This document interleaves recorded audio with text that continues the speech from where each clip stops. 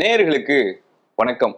என்ன பெரிய thriller cinema, RCB versus CSK match தெரியுமா அப்படின்ற மாதிரி இருந்தது இன்னைக்கு மேட்ச்.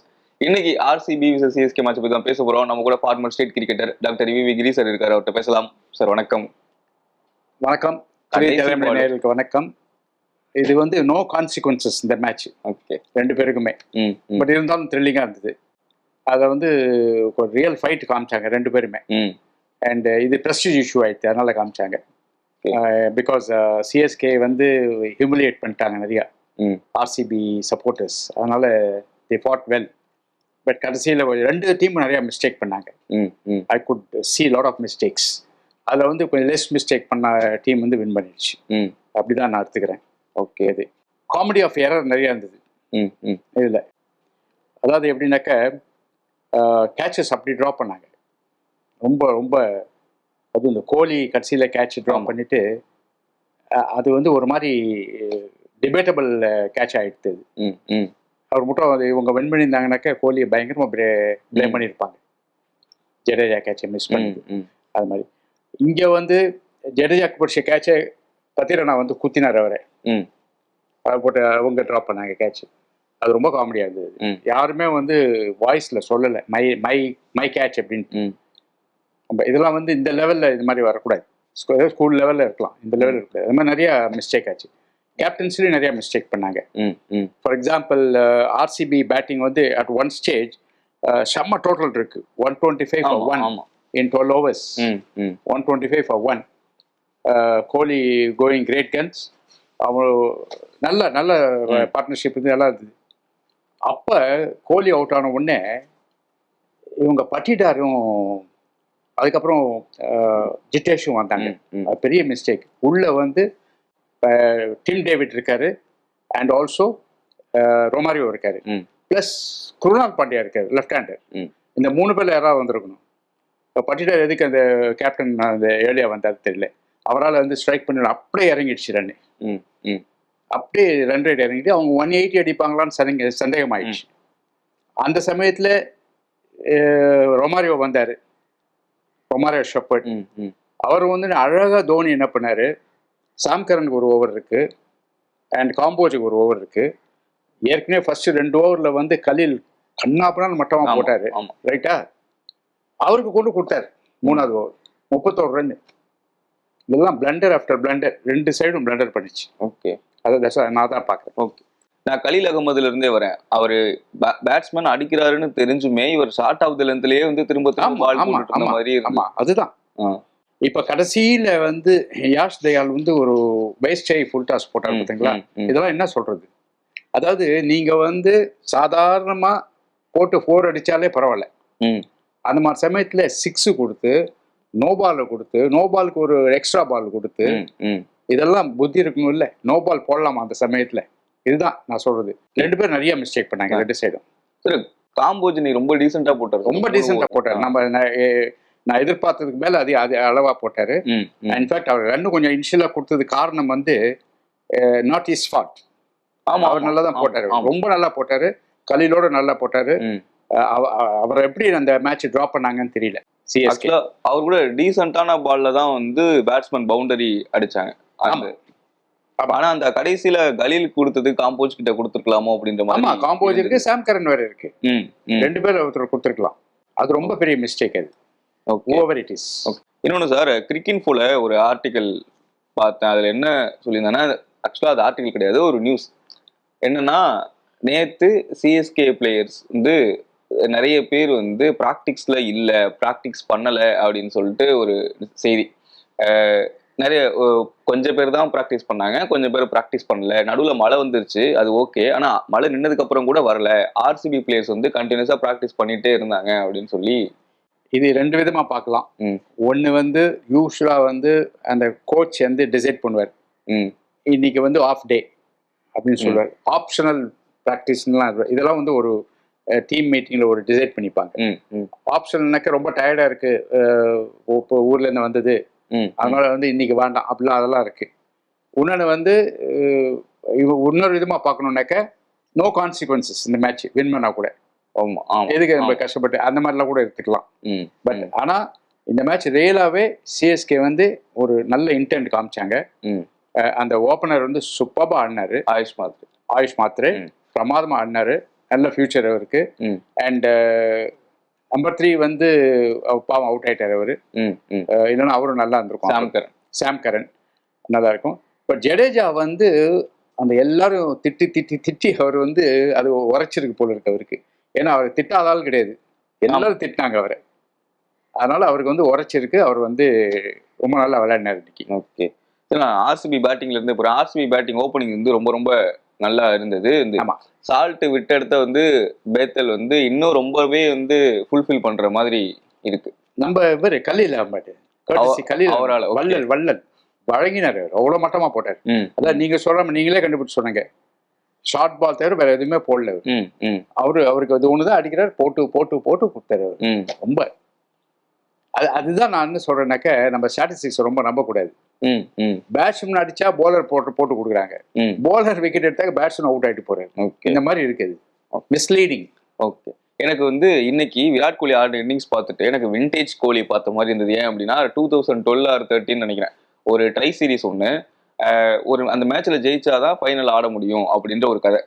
இது வந்து என்னன்னா மழை வந்துருமோ ஏதோ ஒன்று, ஆனா ஆப்போனன்ட் ஃபிக்ஸ் பண்ண அந்த டார்கெட்டை 40 ஓவர்ல அடிக்கணும், 380 ரன். ஆஸ்திரேலியாவில் ஆப்போனன்ட் டீம் தெரியல எனக்கு, ஒரு அந்த இது மட்டும் ஆஸ்திரேலியாவா? ஆமா ஆஸ்திரேலியா, அது தெரியும். டாஸ்மேனியால 40 ஓவர்ல 380 ரன் அடிக்கணும்னு நினைக்கிறேன். ஓப்பனர் 2 பேருமே அவுட் ஆயிடுவாங்க. கம்பீரும் வந்து பால் பை பால் ஆடிட்டு இருப்பாரு. தலைவன் இறங்கி 80 பாலுக்கு 180 ரன்னோ ஏதோ ஒரு ஞாபகம் இருக்கு. பட் அந்த அளவு இந்த இன்னைக்கு விளையாடல. அது வந்து அட்டகாசமான நாக்கல். எனக்கு நல்ல ஞாபகம் இருக்கு. இன்ஃபேக்ட் ஒன் ஆஃப் த கோலியோட பெஸ்ட் நாக்கல். ஆமா, பட் அந்த அளவுக்கு இது விளையாடல. ஒரு ஏன்னா இன்னொரு ஓப்பனர் இங்க அடிச்சுட்டு இருக்காரு. அதனால அந்த மாதிரி 2 பேரும் ஒரே சமயத்தில் அவ்வளவு அடிக்கணும் அவசியம் இல்லை. நல்ல கிளியரா வந்தது ஸ்கோரு. நடுவுல வந்து இந்த பட்டிடாரும் ஜிதேஷ் சர்மாவும் அப்படியே இறக்கி விட்டாங்க கேம். அது அந்த மிடில் ஆர்டர் கன்சர்ன் வந்து ஆர்சிபிக்கு கடைசி 2-3 மேட்சஸ் இருந்துகிட்டே இருக்கு அப்படின்னு நினைக்கிறேன். இது அன்னெசரி. ஏன்னா முதல்ல வந்து நல்ல 12 ஓவர்ல 125 ரன் வந்துருச்சு. அதுக்கப்புறம் உள்ள கட்டப்பாற பேட்ஸ்மேன் 2 பேர் இருக்காங்க, டிம் டேவிட் அண்ட் அனுப்ப வேண்டி ஒத்தனை வச்சுக்கோ.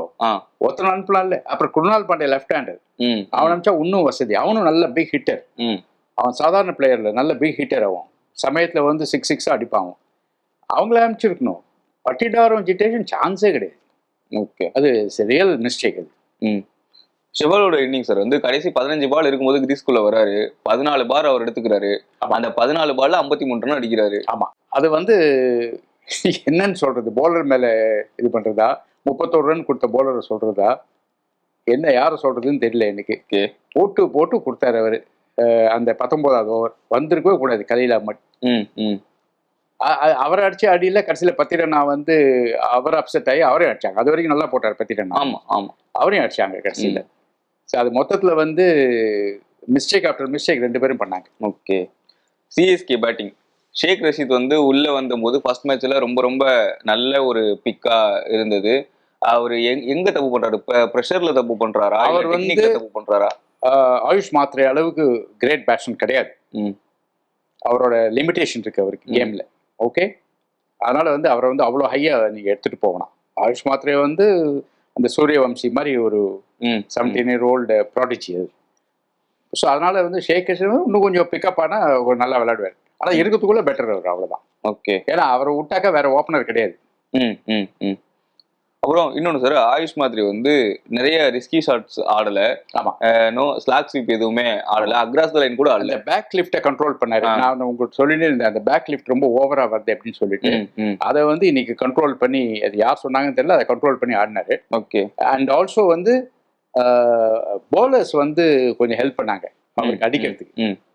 பட் ஆனால் ரியலி குட் இன்னிங்ஸ். அதை வந்து கொஸ்டினே கிடையாது.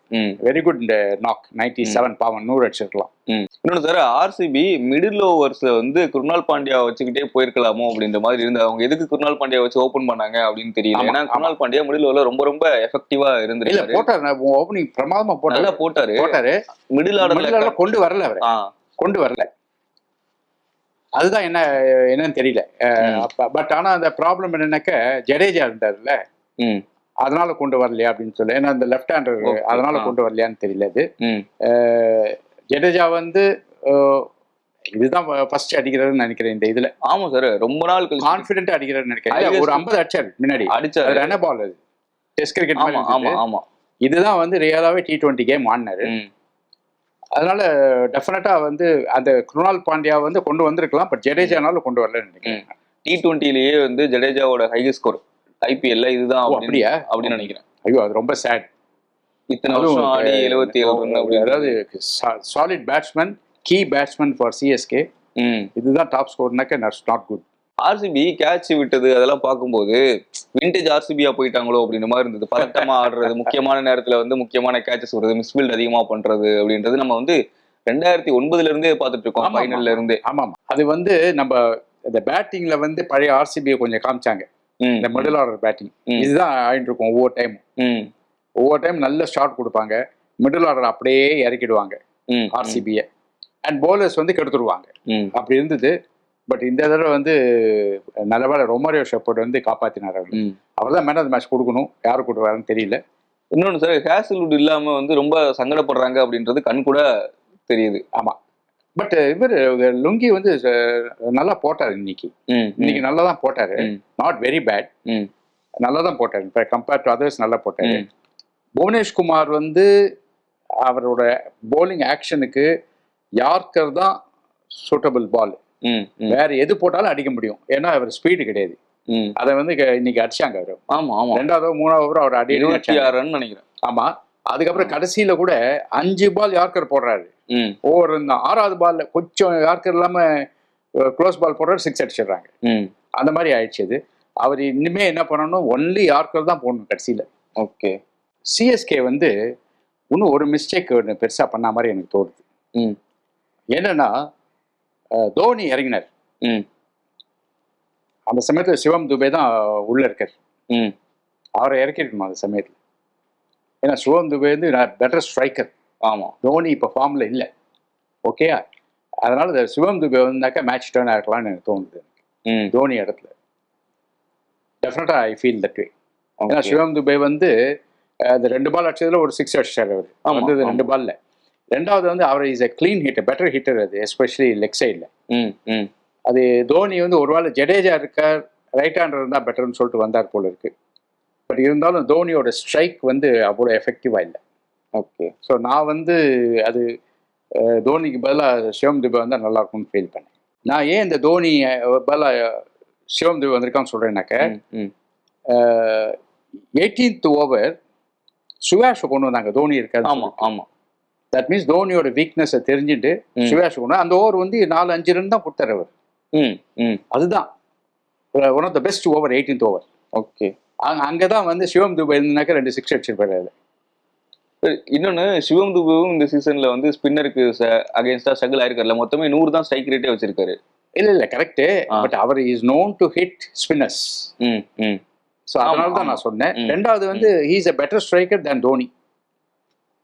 ஏன்னா தோனி வந்து அவ்வளோ அந்த அளவுக்கு வந்து ஸ்ட்ரைக் இந்த வருஷம் அல்ல. ஓகே, அதனால தான் நான் சொன்னேன். சிவம் துபே தான் டெஃபினட்டா இம்பாக்ட் பிளேயரு உள்ள வரப்போறாரு தெரியும் எல்லாரும். அப்போ அவரை உள்ள அமைச்சிருக்கலாம். தோனி அதுக்கப்புறம் வந்திருக்கலாம். சார் இன்னொன்று சார், ஆர்சிபியில் நோட் பண்ணீங்களா சார், வந்து ஒரு பிளேயரை உட்கார வச்சுட்டு இன்னொரு பிளேயரை கொண்டு வந்தாங்கன்னா அந்த பிளேயர் வந்து பெர்ஃபார்ம் பண்றாங்க. சால்ட்டை உட்கார வச்சு, சால்ட்டுக்கு இன்ஜுரி இல்னஸ்ன்னு சொல்லிட்டு பேத்தில் கொண்டு வந்தாங்க, அவரும் அடிச்சாரு.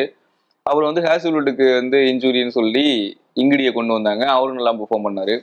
ஷெஃபர்டை உள்ள கொண்டு வந்தாங்க, அவரும் நல்லா பெர்ஃபார்ம் பண்றாரு. நீங்க யாரை கொண்டு வந்தாலும் பெர்ஃபார்ம் பண்ணுவாங்க அப்படின்ற ஒரு இடத்துல அப்படி இல்லை. அது வந்து ஹெட்ஏக் ஃபார் ஆர்சிபி செலெக்ஷன். ஏன்னா இப்போ வந்து ஸ்டாப் கேப் கொண்டு வந்த ஆள் நல்லா பெர்ஃபார்ம் பண்ணிட்டா அவனை ட்ராப் பண்ண முடியாது. அந்த மாதிரி ஆயிடுச்சு. இப்ப என்கிடி லுங்கியை டிராப் பண்ணாக்க அன்ஃபேர். ஆனா ஹேசல்வுட்டுக்கு வழி விட்டாகணும். அந்த மாதிரி ஆயிடுச்சு. இப்ப அதே மாதிரி சால்ட் வந்து நாட் வெல்னு கேள்விப்பட்டேன்.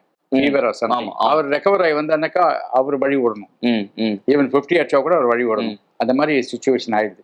Selection dilemma. இன்னொன்று சார், ஆர்சிபி நிறைய பிளேயர்ஸ் யூஸ் பண்ணுவாங்க ஒரு சீசன் ஃபுல்லா. ஆனா இப்போ வந்து அவங்க ரொம்ப ரொம்ப கம்மியா யூஸ் பண்ணிருக்காங்க. பிகாஸ் அது குட் பெர்ஃபார்மன்ஸ். வேற ஒன்றும் இல்லை. ஏன்னா நம்ம முதல்ல மிடில் ஆர்டர் கொலாப்ஸ் இருக்கும். அதுல கூட இப்ப மிடில் ஆர்டர்ல ஒரு பிளேயரை கம்ப்ளீட்டா வெளியே அனுப்பிச்சிட்டாங்க, லியாம் லிவிங்ஸ்டனை. அவர் வந்து அந்த மாதிரி ஒரு பிளேயர் ஃபாரினரு, அதுவும் கீ பிளேயரை வந்து கம்ப்ளீட்டா வெளியே அனுப்பிச்சிட்டாங்க, தேவையில்லைன்னு. அது மாதிரி ஸோ அது மாதிரி பண்ணியிருக்காங்க. பட் இருந்தாலும் வந்து இன்னைக்கு இந்த பேட்டிங் ஆர்டர் வந்து நிச்சயமா அது சரி கிடையாது. உள்ள 3 பேர் வந்து எமகாத பேட்ஸ்மேனை வச்சுட்டு இவங்க 2 பேரும் பட்டிடார் அண்ட் ஜிட்டேஷ் வந்துடக்கூடாது. Okay okay sir. ஓவராலா த்ரில்லிங் மேட்ச். 2 பேர் நிறைய மிஸ்டேக் பண்ணாங்க, அதில் லெஸ் மிஸ்டேக் பண்ண ஆர்சிபி வின் பண்ணிட்டாங்க. அவ்வளோதான். ஓகே சார், மீண்டும் சந்திக்கலாம்.